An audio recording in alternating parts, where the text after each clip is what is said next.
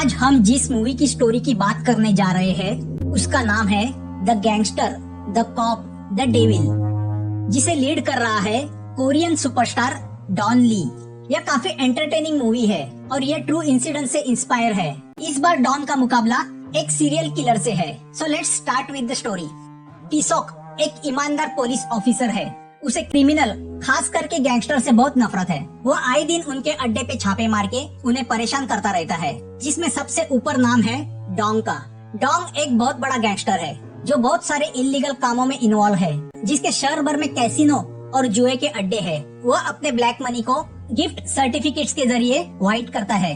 Dong अपने इस काले धंधे का हफ्ता पुलिस चीफ को पहुंचाता रहता है, मगर इसके बावजूद टिसॉक उसके जुए के अड्डे पे छापे मार के उसे परेशान करता रहता है। अब इन सब बातों से हटकर एक और अलग ट्रैक इस स्टोरी में चल रहा है। वह है किलिंग का। एक साइको किलर रात को सुनसान रास्ते पे अपनी गाड़ी से सामने वाली गाड़ी को टक्कर मार के रुकाता है, फिर उसे चला रहे उस आदमी को बड़ी बेरहमी से एक के बाद एक चाकू के वार करके ऑन द स्पॉट मार देता है। इसके पीछे उसका क्या मोटिव है किसी को पता नहीं, मगर अब शहर में होने वाली इस घटना से पुलिस बड़ी परेशान है। टिसॉक क्राइम सीन पे जाके तहकीकात करता है, मगर उसे कुछ खास सबूत हाथ नहीं लगते। वह सिर्फ यही अनुमान लगाता है कि किलर गाड़ी को टक्कर मार के रुकाता है क्योंकि गाड़ी के पिछले बम्पर पे उसे व्हाइट कलर का एक निशान दिखाई देता है, जिससे पता चलता है कि किलर की गाड़ी का कलर सफेद था। यहाँ डोंग का आए दिन उसके बिजनेस कॉम्पिटिटर सैंग से पंगा होते रहता है। सैंग और डोंग किसी जमाने में दोस्त थे, तो डोंग कोई प्रॉब्लम नहीं चाहता। वह ऑलरेडी कई पैसे और प्रॉपर्टीज सैंग को दे चुका है, मगर सैंग की भूख खत्म नहीं हो रही। मगर दुश्मनों को समझाने का डोंग का अपना तरीका है। वह सैंग को वार्निंग देके चला जाता है। यहाँ किलिंग को लेके पुलिस चीफ का मानना है कि यह एक होमिसाइड रॉबरी है, मगर टिसॉक का मानना है यह एक सीरियल किलिंग है और इस तरह के और भी वाकयात हो चुके हैं। इस बात को लेके चीफ और टिसॉक के बीच बहस होती है। जाहिर है दोनों एक दूसरे को बिल्कुल पसंद नहीं करते। चीफ दूसरे इलाके में हुए मर्डर्स को अपने सर नहीं लेना चाहता, तो वो टिसॉक को उस एंगल से इन्वेस्टिगेशन करने को मना करता है। दूसरी ओर डोंग अपनी मीटिंग खत्म करके अकेला ही अपनी गाड़ी लेके निकल पड़ता है। तभी उसकी गाड़ी को पीछे से एक गाड़ी टक्कर मारती है। ऑफ कोर्स वह गाड़ी किलर की होती है, जिसका शिकार करने का यह हमेशा का तरीका है। अब डोंग और वह किलर गाड़ी से नीचे उतरते हैं। डोंग अपनी गाड़ी के बम्पर को देखता है। वह झगड़ा करने के मूड में नहीं, तो वह किलर को बिना कुछ बोले जाने को कहता है, मगर डोंग जैसे ही अपनी गाड़ी में बैठने मुड़ता है, किलर उस पर पीछे से हमला करता है। मगर किलर को पता नहीं होता डोंग एक बॉक्सर है। डोंग भी अचानक हुए हमले से शॉक होता है। किलर डोंग पे चाकू से वार करने की कोशिश करता है। डोंग उससे भिड़ जाता है। किलर डोंग पे 2-4 वार करने में कामयाब होता ही है, मगर डोंग भी हार मानने वालों में से था नहीं, तो वह किलर के हाथ से चाकू छीन के उसकी छाती में भोंक देता है। अब किलर समझ जाता है वह इस मुकाबले में नहीं टिक सकता, तो वह अपनी गाड़ी में बैठ के भाग जाता है, मगर जाते जाते वह अपनी गाड़ी से डोंग को उड़ाता है। अब घायल अवस्था में डोंग को हॉस्पिटल लाया जाता है। डोंग अपनी जिंदगी में ऐसे कई हमले झेल चुका है, तो वह इस बार भी बच जाता है। डोंग के आदमियों को लगता है कि यह हरकत सैंग की है, तो वह सैंग के अड्डों पे हमला करके उसके अड्डे को तहस नहस करते हैं। मगर डोंग अपने एक्सपीरियंस से जान जाता है यह सैंग का नहीं किसी और का काम है। यहाँ किलर भी अपने घावों को स्टेपल करता है। पहली बार वह नाकामयाब हुआ था, जिसका उसे गुस्सा है, और वह अपना गुस्सा एक बूढ़े बेकसूर आदमी को मार के निकालता है। यहाँ टिसॉक भी डोंग की गाड़ी का बम्पर देख के समझ जाता है कि डोंग के ऊपर उस सीरियल किलर ने ही हमला किया था, तो वह डोंग का बयान लेने के लिए उसके पास आता है। मगर डोंग उसे कुछ नहीं बताता, क्योंकि वह फैसला कर चुका है कि उस पर हमला करने वाले किलर को वह खुद पकड़ेगा और अपने हाथों से मार डालेगा। अब डोंग के ऊपर हुए हमले की वजह से इस मामले में और ही वजन आता है। टिसॉक जानता है कि अगर वह केस सॉल्व करेगा तो उसे बड़ा प्रमोशन मिलेगा। चीफ सोचता है कि यह गैंग के आपस का वॉर है, तो वो उसमें पड़ना नहीं चाहता।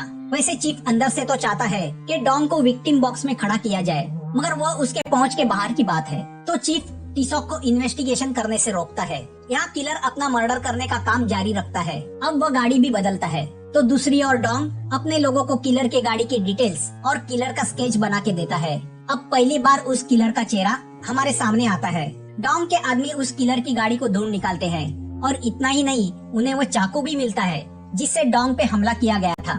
यहाँ टिसॉक डोंग से कहता है कि जिस किलर ने उस पर हमला किया था वह एक सीरियल किलर है। अब यह बात सुन के डोंग शॉक होता है। वह समझ जाता है कि ऐसे किलर को ढूंढ निकालना उसके लिए आसान नहीं, मगर वह अपना रेपुटेशन खराब नहीं करना चाहता, तो वह उस किलर को अपने हाथों मारना चाहता है। टिसॉक डोंग से कहता है कि उसे किलर के बारे में जो जानकारी है उसे दे, ताकि वह तहकीकात करेगा, क्योंकि पुलिस के पास रिसोर्सेस है। अब डोंग और टिसॉक इस बात पे तैयार होते हैं कि वह एक दूसरे को इंफॉर्मेशन एक्सचेंज करेंगे और उस किलर को पकड़ेंगे। मगर जो उस किलर को पहले पकड़ेगा उसका उस पर पहला हक होगा। तो अब एक गैंगस्टर और एक कॉप एक सीरियल किलर को पकड़ने के लिए एक दूसरे का साथ देने को तैयार होते हैं। मगर डोंग जानता है कि टिसॉक उसे कभी भी धोखा दे सकता है, तो वो उसे उन दोनों की इस डील की वीडियो रिकॉर्डिंग दिखाता है, जिससे टिसॉक बहुत गुस्सा होता है। दोनों एक दूसरे के हाथों फंसे हुए होते हैं, मगर किलर को पकड़ने के लिए एक दूसरे के साथ मिल जाते हैं।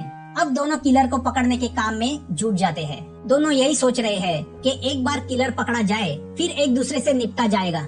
यहाँ सैंग डोंग के अच्छेपन का फायदा उठा के उसे एक्सप्लॉइट करने लगता है। तो डोंग एक चाल चलता है, वह उस किलर के चाकू से सैंग का मर्डर करता है। सैंग की बॉडी के पास मिले चाकू को फोरेंसिक वाले एग्जामिन करते हैं, तो उन्हें किलर ने पहले किए हुए मर्डर्स के डीएनए उस पर मिलते हैं। तो वह सैंग के मर्डर को बाकी सीरियल किलिंग के साथ जोड़ देते हैं। मगर अक्लमंद टिसॉक समझ जाता है कि यह डोंग की चाल है, तो वह डोंग के पास जाके इसकी सफाई मांगता है। डोंग टिसॉक को साफ साफ कह देता है कि उसी ने सैंग को मारा है। तो क्या किलर ने उस पर हमला करके अपनी जिंदगी की सबसे बड़ी गलती की है, वह उसे भुगतनी पड़ेगी। अब जो मर्डर उसने नहीं किया है वह भी उसके नाम पे होगा और डोंग को सैंग के मर्डर में से आसानी से क्लीन चिट मिलेगी। यहाँ किलर सैंग के मर्डर की न्यूज टीवी पे देखता है और शॉक होता है कि जो मर्डर उसने किया नहीं वह उसके नाम पे डाला जा रहा है। अब वह जानना चाहता है कि यह किसकी हरकत है, तो वह सैंग की शोक सभा में जाता है। वहाँ डोंग को देख के वह समझ जाता है कि यह डोंग का ही काम है। तो वह जाते जाते सैंग के भाई के हाथ एक चिट्ठी देता है, जिसमें उसने लिखा हुआ होता है कि सैंग को मेरे चाकू से किसी और ने मारा है। यह पढ़ के सैंग का भाई समझ जाता है कि यह डोंग की ही हरकत है। तो वह मौका देख के डोंग पे अपने आदमियों के साथ हमला करता है और बदकिस्मती से उसी वक्त टिसॉक भी डोंग के साथ होता है। अब दोनों जम के सैंग के आदमियों के साथ मुकाबला करने लगते हैं। अचानक हुए हमले से टिसॉक शॉक में है, मगर डोंग को इन सब की आदत है। अंडरवर्ल्ड में ऐसा ही होता है, कभी भी कुछ हो सकता है। बड़ी मुश्किल से दोनों फाइट करते हैं, मगर इस हाथापाई में टिसॉक के हाथों सैंग के भाई का मर्डर होता है, जिससे वो शॉक होता है। उसने आज तक किसी का मर्डर नहीं किया था और उसके हाथों यह जुर्म हो गया था। डोंग उससे कहता है डोंट वरी, वह सब संभालेगा। डोंग सैंग के भाई को एक गुमनाम जगह गाड़ देता है। टिसॉक गैंगस्टर के साथ हाथ मिला के अब मर्डरर भी हो गया था, जिसका उसे अफसोस था।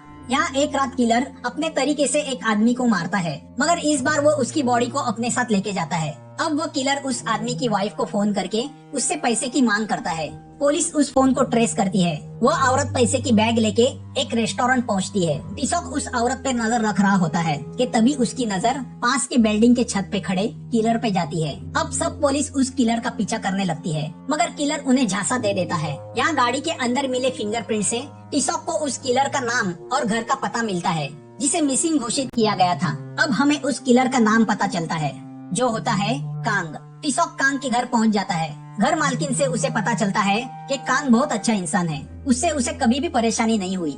मगर टिसॉक जब कांग की रूम की तलाशी लेता है तो उसे कांग के निगेटिव सोच का पता चलता है। उसे पता चलता है कि बचपन में कांग के पिताजी उस पर बहुत अत्याचार करते थे, क्योंकि वो उस वक्त वीक था। उन्होंने कांग को फैमिली के होते हुए भी ऑर्फनेज में रखा। तो अब कांग उन्हीं लोगों को मारता है जो फिजिकली स्ट्रांग है। टिसॉक कांग की डिटेल्स डोंग को देख के कंफर्म करता है कि वो वही शख्स है जिसने उस रात डोंग पे हमला किया था।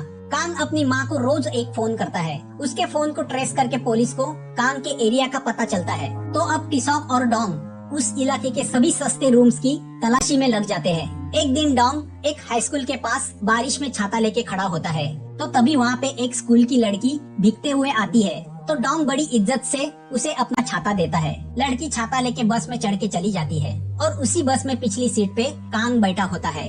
दूसरे दिन टीवी पे न्यूज आती है कि उस लड़की का मर्डर हो गया।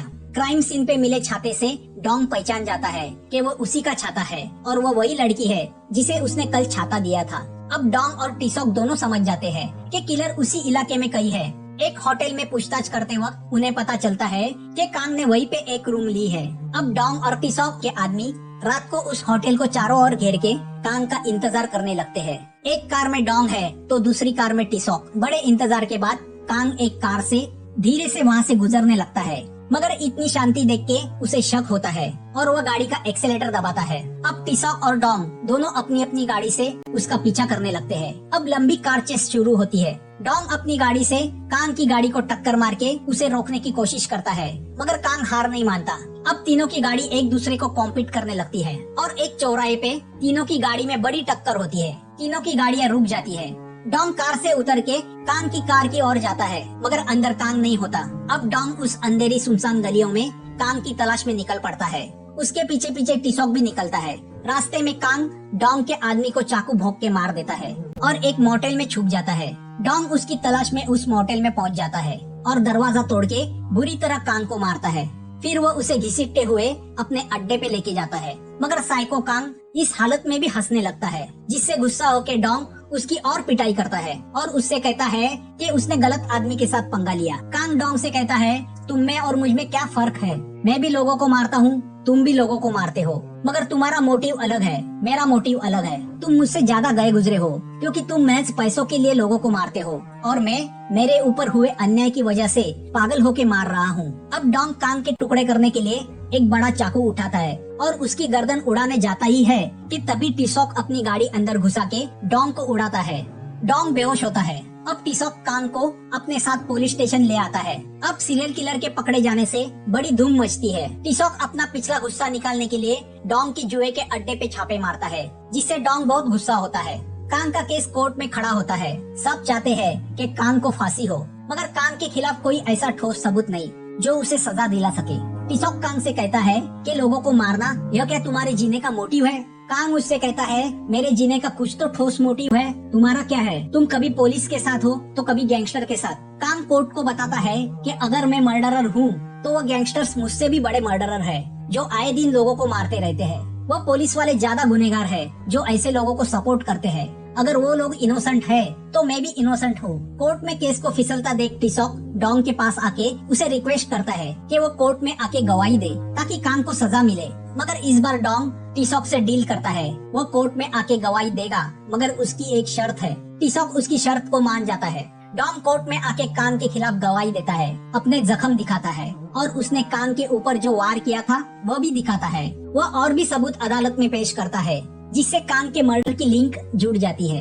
एक आई विटनेस की गवाही को कोर्ट मान लेता है और कांग को फांसी की सजा सुनाता है। टिसॉक का प्रमोशन होता है। डोंग को भी उसके जुर्म के लिए जेल भेजा जाता है। डोंग जेल में आता है तो बॉस को वहाँ देख के सभी कैदी उसका स्वागत करते हैं। डोंग उसी जेल में पहुँच जाता है जहाँ कांग को रखा होता है। आखिर गैंगस्टर अपना रेपुटेशन कभी खराब नहीं होने देते।